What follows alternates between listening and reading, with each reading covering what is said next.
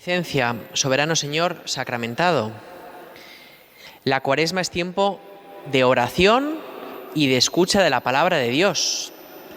Así que si alguno tenéis el propósito de esta Cuaresma de venir a la oración de los jueves, es una buena forma, ¿verdad?, de orar y de escuchar la palabra de Dios, que es lo que hacemos aquí cada jueves. Por eso, Señor, venimos en tu presencia, como cada jueves, a escuchar tu palabra y a hablar contigo en torno a ella.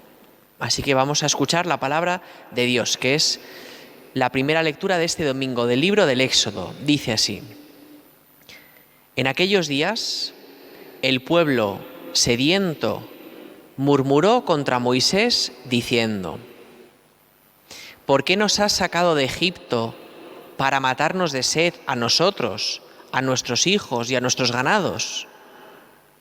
Clamó Moisés al Señor y dijo: ¿Qué puedo hacer con este pueblo?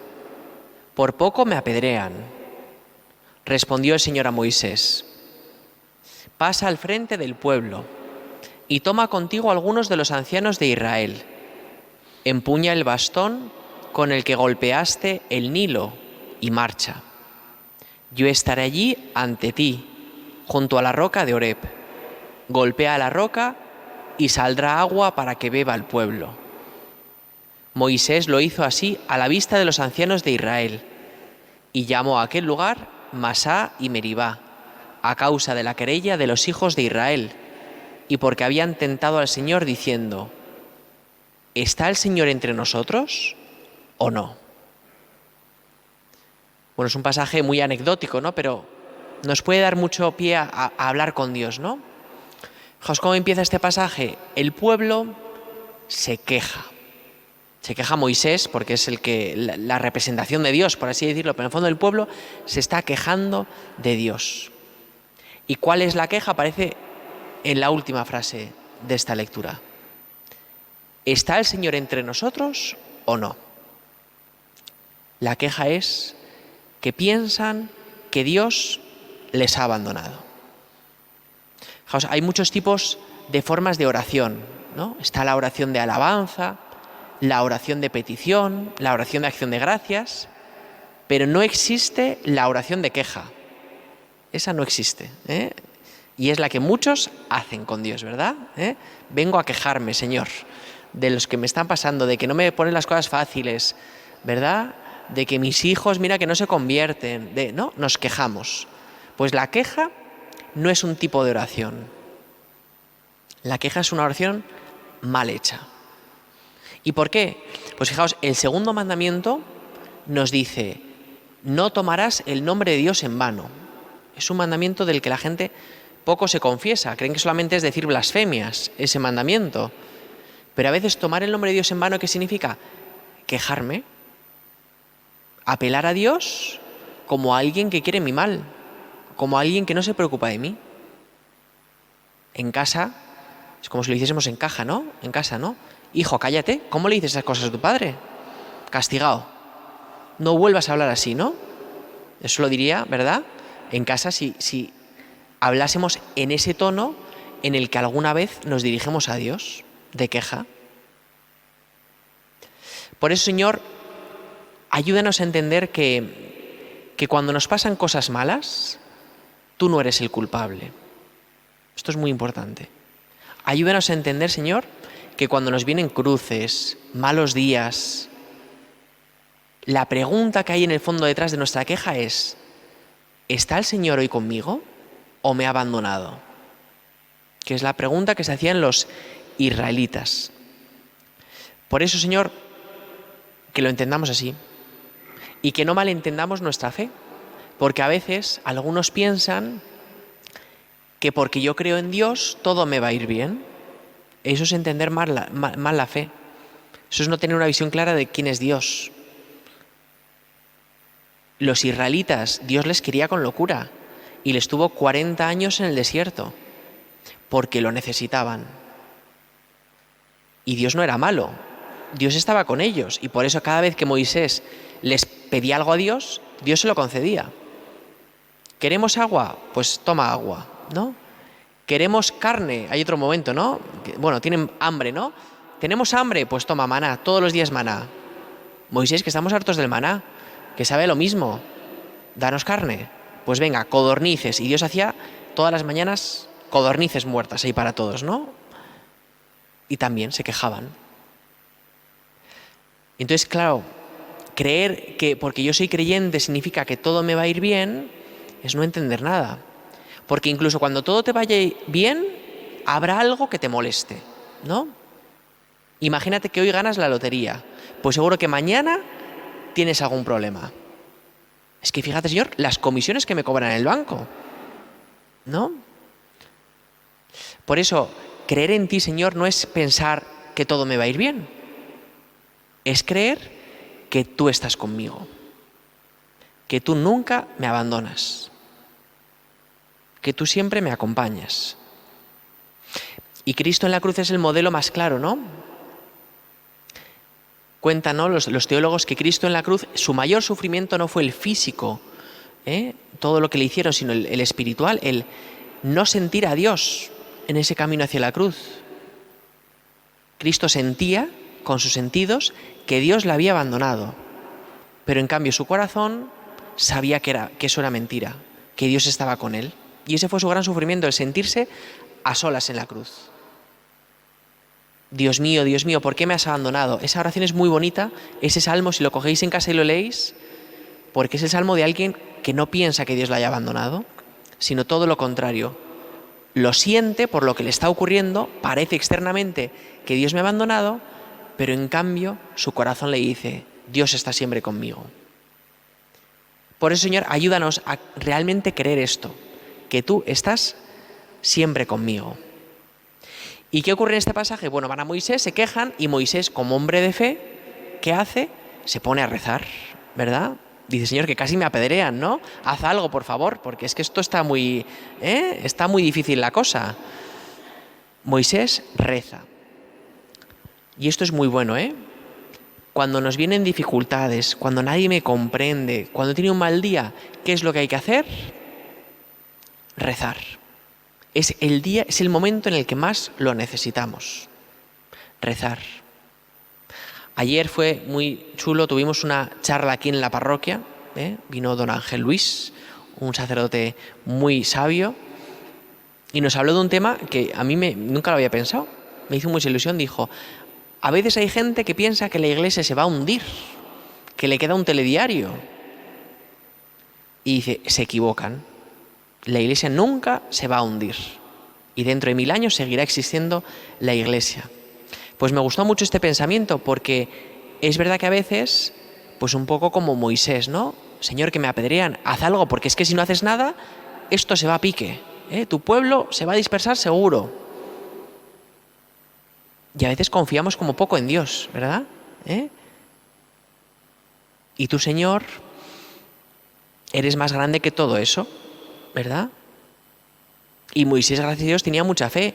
Y Moisés entendía que las cosas no se iban a solucionar gracias a él, sino decía, gracias a ti, Señor, se solucionará. Por eso vengo a rezarte, a pedirte ayuda. Es la humildad de Moisés, que reconoce que él es un instrumento, que él no es el que ha dividido el Mar Rojo, que él no es el que ha convencido al rey de turno para que les libere de Egipto, que él no ha hecho nada de eso. Reconoce su humildad. Y por eso nosotros, qué importante es delante de Dios reconocer nuestra humildad, ¿no? Y decirle lo mismo, Señor, mi vida, todo lo que ha ocurrido en mi vida no ha sido gracias a mí, ha sido gracias a ti. Todos mis éxitos, puedes ir enumerándolos, ¿no? Pues tus estudios, tu familia tan maravillosa que tienes, tu carrera profesional, no sé, puedes ir enumerando. Y dile a Dios, Dios mío, todo esto es obra tuya, no es obra mía. Y entonces tendremos esta humildad de Moisés, que en vez de ir a rezar, podría haber dicho, bueno, sentaos que os voy a argumentar yo con mis palabras, ¿no? Y empezó a convencer al pueblo. En vez de hacer eso, acudió a ti, Señor, porque sabe que tú eres el que realmente convence, el que realmente hace todo. ¿Y qué le dijo Dios a Moisés que hiciese? Dijo, cógete a unos ancianos, cógete tu cayado y vete allí, que el milagro lo voy a obrar yo. Fijaos qué curioso, ¿no? Los ancianos, ¿por qué tiene que llevarse los ancianos? Los ancianos representan la sabiduría, los más sabios. Y entonces Moisés les va a demostrar a los más sabios que su ciencia se equivoca una vez más, que con sus razonamientos de hombres sabios que argumentan y llegan a la conclusión de que Dios no existe, de que Dios les ha abandonado, de que Dios les quiere para lo peor, pues que los sabios vean con su sabiduría que se equivocan. Esto es bonito, ¿no? ¿Cuántas veces a nuestro alrededor tenemos a gente que se llaman científicas, ¿no? Y que dicen, yo es que soy de ciencias, entonces yo no me creo la fe, ¿no? Yo es que ya... Y argumentos, ¿no? De 1000 formas. Te argumentan que Dios no existe. Y uno dice, ¿cómo les puedo yo convencer que Dios existe? Pues tú no les vas a convencer. Va a ser Dios a través de ti, como Moisés hacía.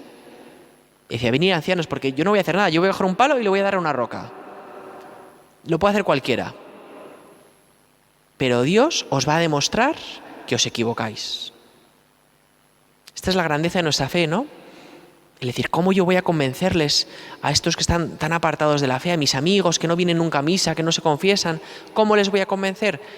Pues siendo humilde y dándote cuenta que no eres tú. Claramente no tendrás que pararte y no hacer nada, tendrás que hacer algo como Moisés, que se movió. Pero siendo consciente, es decir, un palo, un cayado, ¿no? Eso no era nada. Y con el palo liberó a Egipto, ¿verdad? Abrió el mar, ¿verdad? Lo convirtió en una serpiente, hizo milagros con un palo. Pues nosotros somos palos. Santa Teresa de Calcuta, ¿no? Ella decía, yo soy un lápiz en manos de Dios. Eso es un palo más bonito, ¿no? Que sirve para algo, ¿no? Pero no somos nada. Pero si Dios nos coge, entonces nuestra fuerza es infinita. Y esto viene bien recordarlo, Señor, porque a veces andamos, pues como decía don Ángel Luis, ¿no? Tristes, acobardaos, pensando que la Iglesia se hunde, que mi fe tiene las horas contadas, y no andamos orgullosos. Decir, qué suerte tengo, que Dios está a mi lado. Nada temo, tú vas conmigo. Y Moisés hizo el milagro.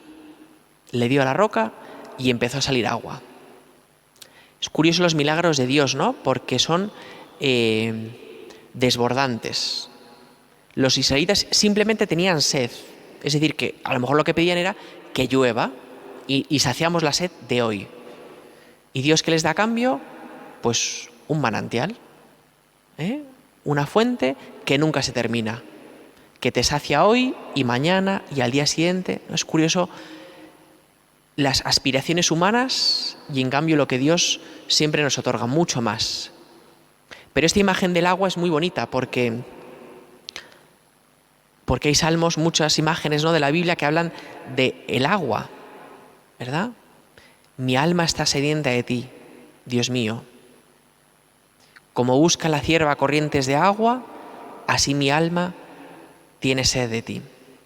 Es una imagen muy bonita y es una imagen eucarística ahora que estamos delante del Señor. En la parroquia tenemos otro sagrario, que está más escondido, que no conocéis algunos, que la puerta es unas ciervas bebiendo del río, porque esto apela a la Eucaristía. La Eucaristía es un manantial del que emanan siempre gracias, donde Dios continuamente está derramando gracias para quien quiera venir a beber de ellas, como hacemos nosotros ahora.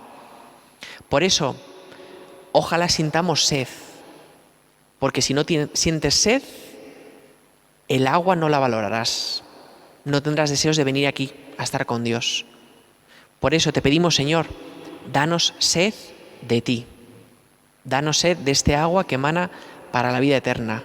Danos sed de la Eucaristía, de tu presencia entre nosotros. Pues vamos a seguir ya cada uno en silencio nuestro rato de oración, con esta imagen tan bonita de este milagro que Moisés hizo, y que le pidamos nosotros, Señor, haz de nosotros esos instrumentos para la salvación de las gentes.